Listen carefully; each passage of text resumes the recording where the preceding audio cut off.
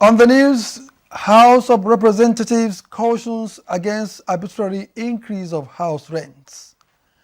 Senate urges Federal Road Maintenance Agency to redouble efforts towards road maintenance. Plus, House summons Minister of Environment and former project coordinator of hydrocarbon pollution remediation project over mismanagement of oil spill cleanup funds.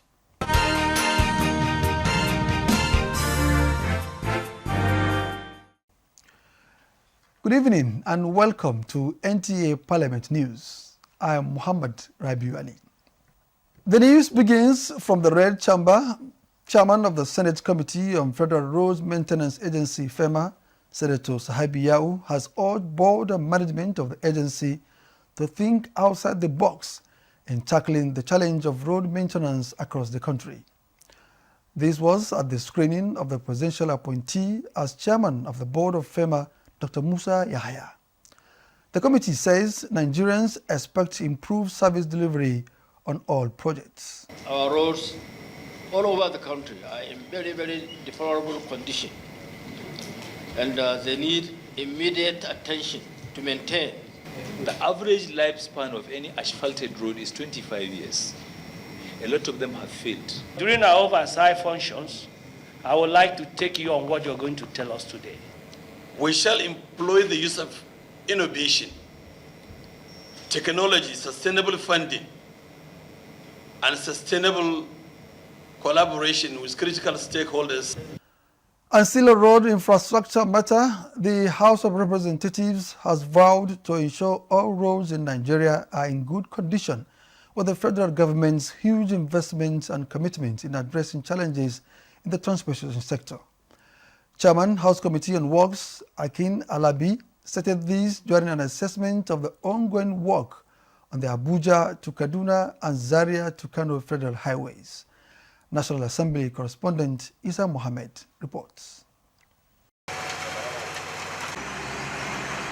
The ongoing work include earthwork on shoulders, concrete and asphalt overlay with stone-based laying, pulverization and priming of stabilized layers for durability of the road.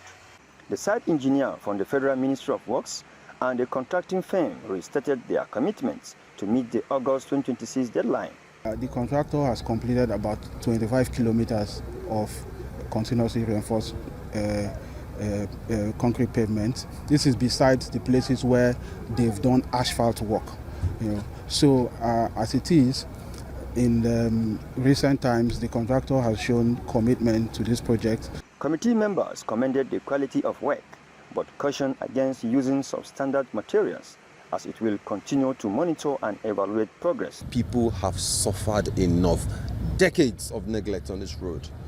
And I'm sure with the executive and the parliament working together, I'm confident that next year, August also, completion date? Yes, sir. August, we want to see this road commission and Nigerians to begin to enjoy this road because that's what President Bola Tinubu promised Nigerians. The committee has visited the Abuja-Kaduna-Kano road to see things for themselves as the road construction is ongoing.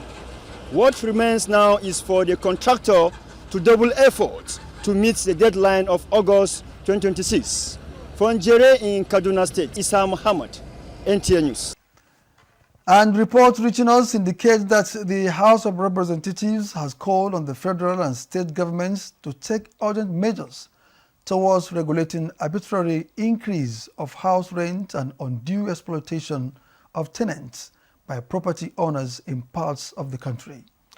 Representative Basi Akiba, in a motion, cited examples in the nation's capital, observing that rents in areas with newly constructed roads have skyrocketed from 800,000 naira to as high as 2.5 million naira per annum.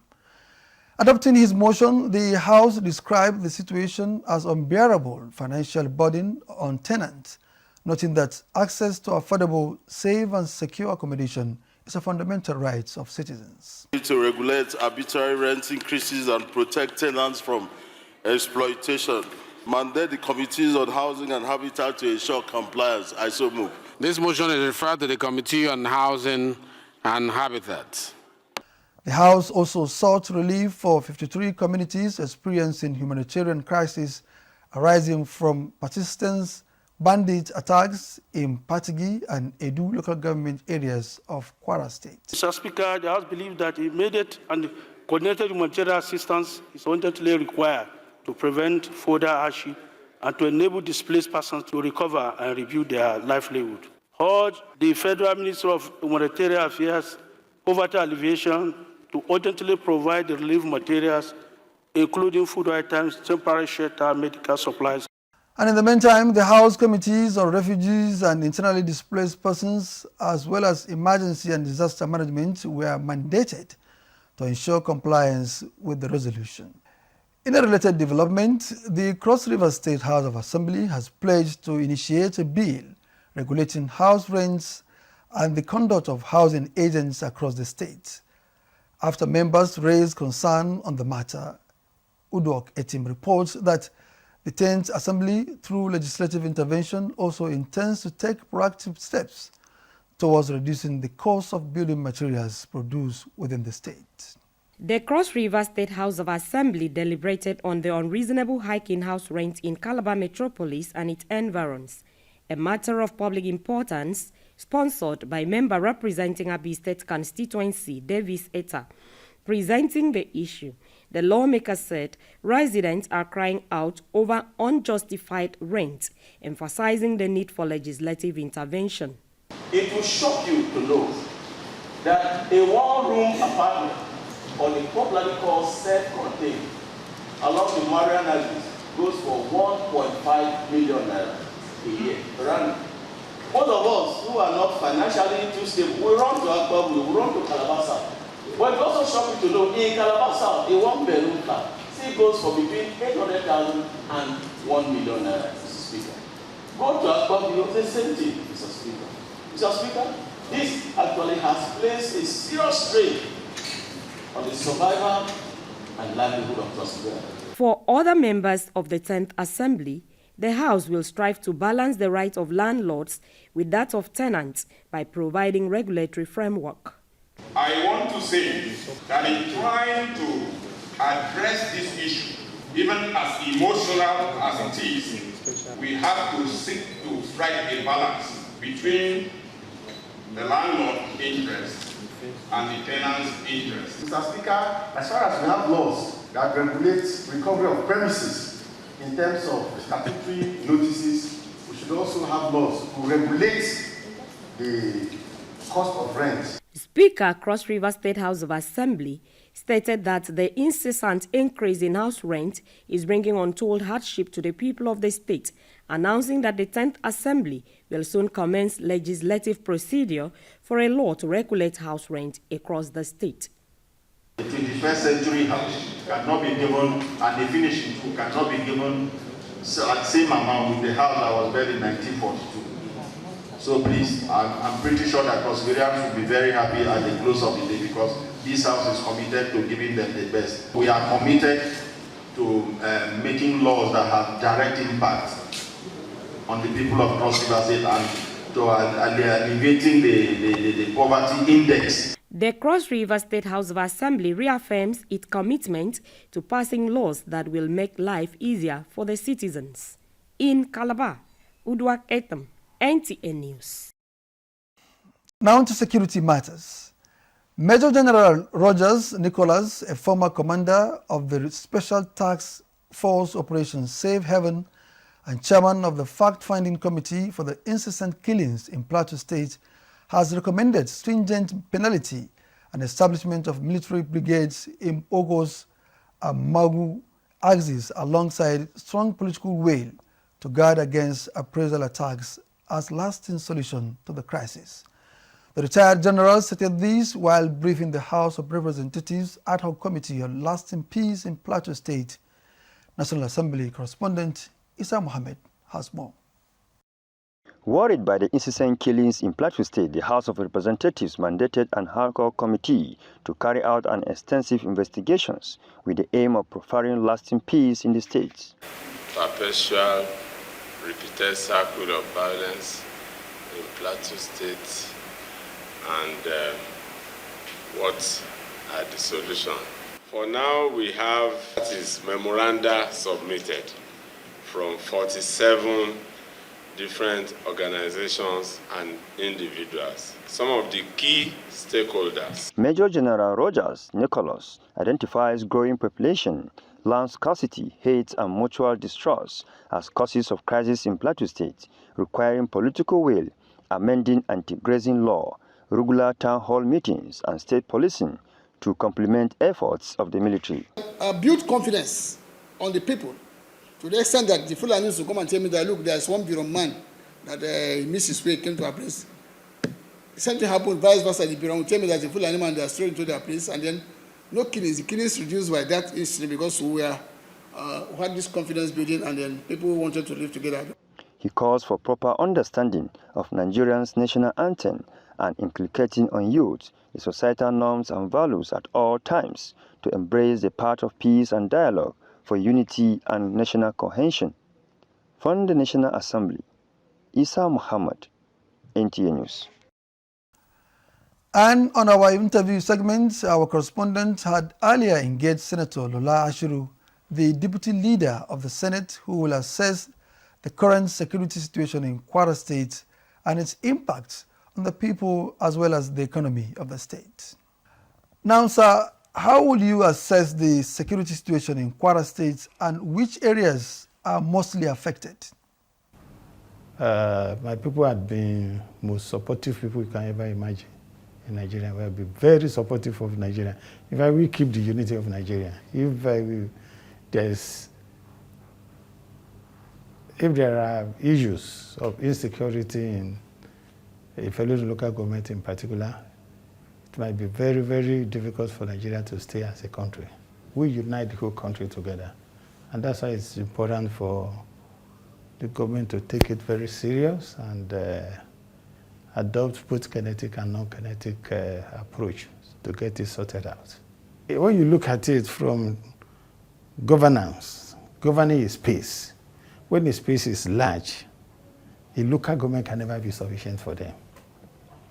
I was advocating, or I've been advocating that a place like Ifelodun should be splitted into many local governments so that the government can be very close to the people. When the government is close to the people, the probability that the security aspect of it will improve is there. The probability that people will get more engaged. And when you are engaged, there will be peace. What impact is the security having on rural communities, especially in terms of farming, education, and displacement? Yeah, like I said, the military must come. Must not just come in few number. They must come in a very great number. There must be a surge, and the surge must be big enough to be able to flush out those bandits almost immediately. When they are flushed out, security must be maintained, surveillance must be maintained.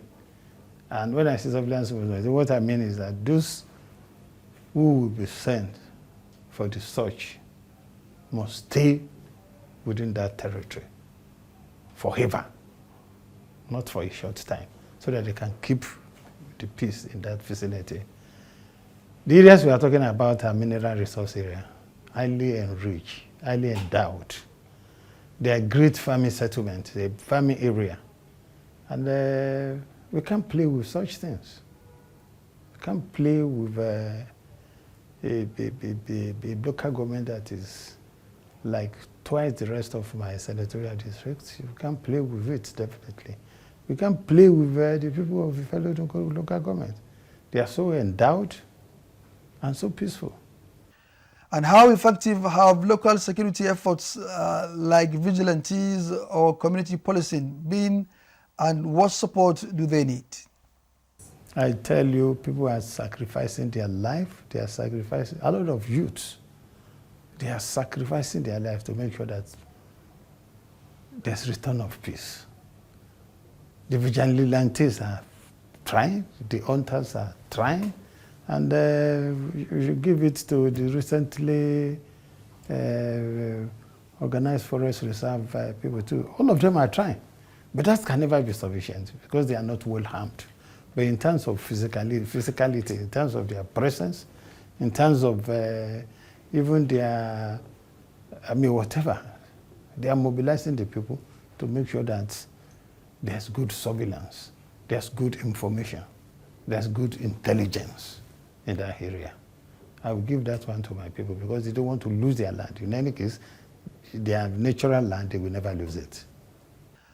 Thanks, Senator, for your time. We shall be going on a short break. When we return, the news continues.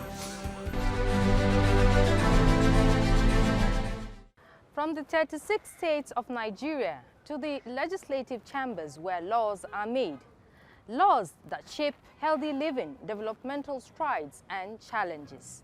Do you know that your future begins and lies with your state legislature? Stay informed, stay educated, stay connected, and stay empowered. It is a weekly affair where we keep you abreast with legislative stories that matter. From the state assemblies, only on NTA Parliament. Join us via DSTV, GoTV, StarTimes, and free-to-air platforms. NTA Parliament, strengthening Nigeria's democracy.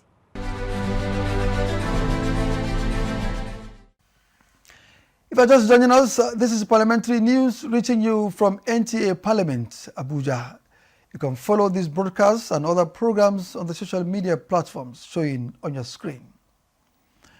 Moving on, the House of Representatives Ad Hoc Committee on the Mismanagement of Oil Spill Cleanup Funds in the Niger Delta resolved that the Minister of Environment and the immediate past project coordinator, Hydrocarbon Pollution Remediation Project, appear before it with relevant documents regarding allocation, release, disbursement, and utilization of funds designated for oil spill remediation in Ogoni land, among other inquiries. National Assembly correspondent Joshua Gunjide reports. The investigative hearing is a continuation of the scrutinization of project implementation, procurement integrity, payment processes, interagency coordination, and the delivery of promised remediation and restitution to affected communities in the Niger Delta.